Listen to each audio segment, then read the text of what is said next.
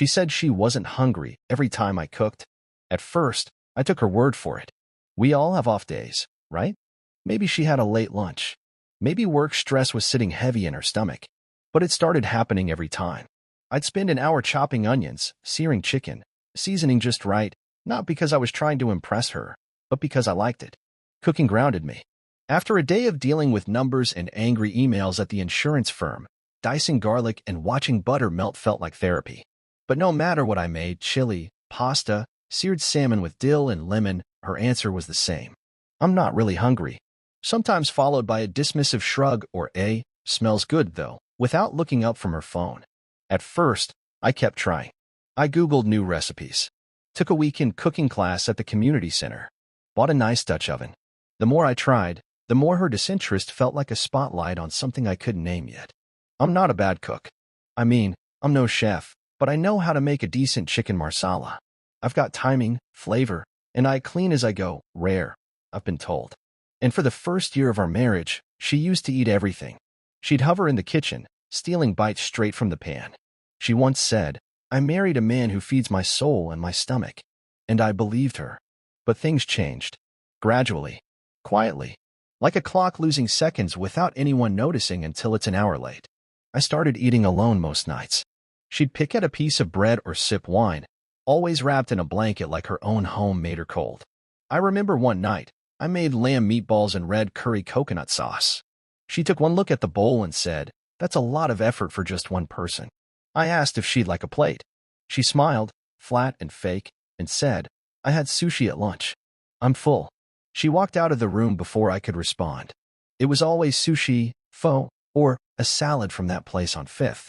Places, I realized, that we never went to together. One night, I asked offhand, "You must really love that place on Fifth, huh?" She shrugged. "It's just easy." That night, I threw the leftovers in the trash without saving any. Didn't even cover the bowl. Just scraped it into the bin like it had insulted me. Maybe it had. I tried to bring it up once. Carefully. "Hey, I've noticed you're not really eating dinner lately. Is everything okay?" She didn't look up from her phone. "I'm just not hungry in the evenings anymore." "You used to love dinner," I said, trying not to sound wounded. "I used to love a lot of things," she said, almost under her breath. That sentence hit like a backhand. I didn't say anything else. I couldn't. Not when she said it with that tone, the kind people use when they're already halfway out the door. After that, I started keeping track. Not because I didn't trust her, but because I didn't trust myself anymore. I needed to know if I was losing my mind. So I wrote down every time she skipped dinner. Thursday night? Not hungry. Saturday? I grabbed something earlier. Tuesday? Had a sandwich at work.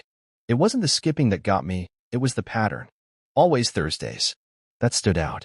Always sushi or something from the place on Fifth. I even asked what the name of the restaurant was once, just casually. She blinked, hesitated, then said, "You wouldn't know it." I smiled. "Try me." She paused again, then said, It's called Sora. A Japanese place I'd heard of but never been to. Quiet, romantic lighting. Small tables. Nothing you'd grab a salad from." My gut twisted. So the next Thursday, I left work early. Didn't tell her. I said I had a late meeting and would grab dinner out. She barely reacted. Just said, "Cool, I'll probably go to bed early." Instead, I parked across the street from Sarah and waited. And there she was. Hair done, coat buttoned neatly, makeup that looked like it had purpose. She walked up to the entrance alone, but she wasn't alone for long. A man joined her. Tall, sharp suit. Comfortable. They hugged, not a handshake, not a brief polite embrace. It was longer. Familiar. Then they went inside. I didn't move for a while. I just sat there in my car, one hand gripping the steering wheel so tight my knuckles turned white. My stomach didn't drop. My heart didn't race. I just sat in this still, suspended horror, like watching a video of your own house burning down and not recognizing it as real. I didn't go in. I didn't storm the place or confront her. I just drove home. I reheated the meatballs I had made that morning, poured myself a glass of red wine, and ate alone. When she came home 2 hours later, her coat smelled like ginger and soy and the faint perfume she hadn't worn in years. "Long day?" I asked. She nodded, kicked off her heels. "Meetings ran late." I nodded too. "Yeah, me too." I could feel the lie in the air like smoke, choking the room. But I smiled through it. That was the worst part, I smiled. After that night, I didn't cook for her again. Not because I was punishing her. It wasn't revenge. It was clarity. There's something sobering about seeing the truth unfold outside your own front door. Like watching the end of a movie you didn't know you were in. I had spent the last 6 months convincing myself I was overreacting. That maybe I was boring, predictable, not as interesting as I used to be. Turns out, I wasn't wrong. I just wasn't enough for her. So I did what I do best. I kept quiet, observed, waited. Every Thursday, same story. She'd tell me not to worry about dinner. She had a working session with someone from corporate. Or she'd grab something light from that salad place she never seemed to remember the name of. And I'd nod, pour myself a drink, and keep playing along. But inside, something hardened. The man I used to be, the one who prepped garlic confit, who went to farmers markets on Saturdays just to see what was fresh, he started fading. I stopped seasoning things. I started buying frozen meals. I didn't sit at the table anymore. I ate standing up, leaning against the kitchen counter, scrolling through job listings I didn't intend to apply for, just looking for escape routes. One night, I broke the silence. She came home late, coat draped over one arm, cheeks flushed. She looked happy, like she'd just had a great conversation, maybe laughed too much, maybe been looked at in a way I hadn't looked at her in months, because I wasn't allowed to. I asked, "Is Sora good every week, or does it get old?" She froze, didn't even flinch, just turned slowly and looked at me like I'd spoken another language. "What? Sora? The restaurant. I saw you there.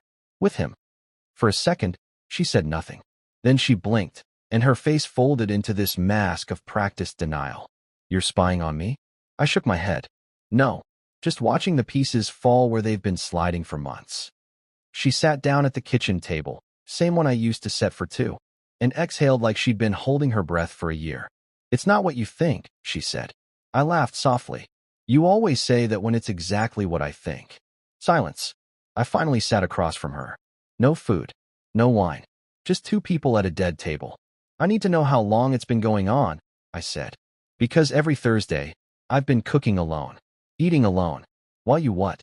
Played house with someone else?" She looked away. "It's not like that." "Then what's it like?" And her answer? It wasn't an excuse. It wasn't even anger. It was worse. It was honesty. "He listens to me. That's it. He listens. He remembers what I say. He asks me about things I care about. And he doesn't expect me to be someone I'm not." It was like a gut punch with the blunt end of a hammer. "You think I expected something from you?" I asked, stunned. "I bent over backwards not to pressure you. Not to make you feel guilty for skipping dinner. Or affection. Or conversation." She nodded, tearfully. "I know. And that's the problem. You were too careful. Like you were waiting for me to be okay, instead of admitting I wasn't." That moment, that cracked something in both of us. She didn't cheat out of lust.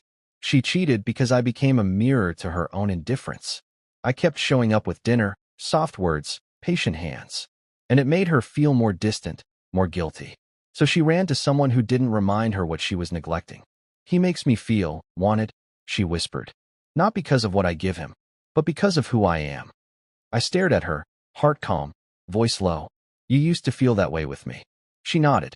"I know, and I don't know when it changed." That was the truth. There was no villain here. Just erosion. Slow, brutal erosion. Like two people who didn't notice the tide pulling them apart until the water was too deep to cross. That night, we slept in separate rooms. The next morning, I made breakfast for one.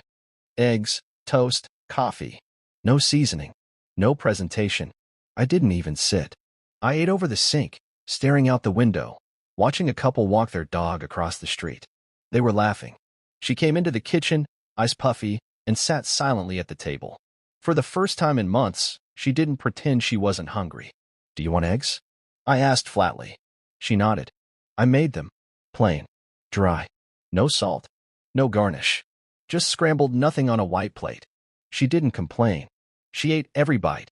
Maybe she thought it was a peace offering. It wasn't. It was a eulogy. A week later, we had the talk. No raised voices. No accusations. Just acknowledgement. We were done. She cried. I didn't. I think I'd already used up all my sadness in the months of quiet dinners and empty seats. She moved out. I stayed. Not because I wanted the place, but because I needed to feel what it was like to live in the space I had filled alone for so long. It's been 4 months now. I cook again. Not every night, not like before, but I cook for myself. I light a candle sometimes. I play chess. I sit at the table. And I eat. Sometimes I think about her. I wonder if she still goes to Sarah every Thursday. I wonder if she sits at the same table. If she laughs. If he orders for her. If she lets him. But I don't dwell on it. Because now, when I set the table, it's not about proving my worth. It's not about feeding someone else's hunger. It's about honoring my own. And for the first time in a long time, dinner is warm again. Even if it's just for one.